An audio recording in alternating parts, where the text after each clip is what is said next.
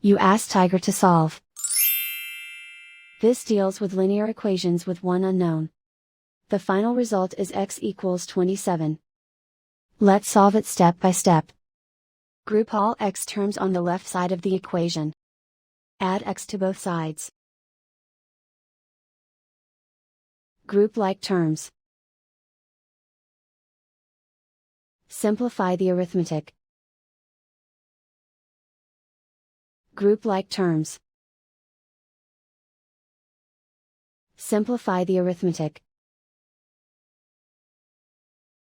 Group all constants on the right side of the equation. Add 27 to both sides. Simplify the arithmetic.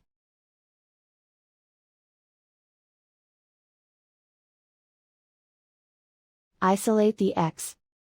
Divide both sides by 2. Simplify the fraction. Find the greatest common factor of the numerator and denominator. Factor out and cancel the greatest common factor. And so the final result is x equals 27.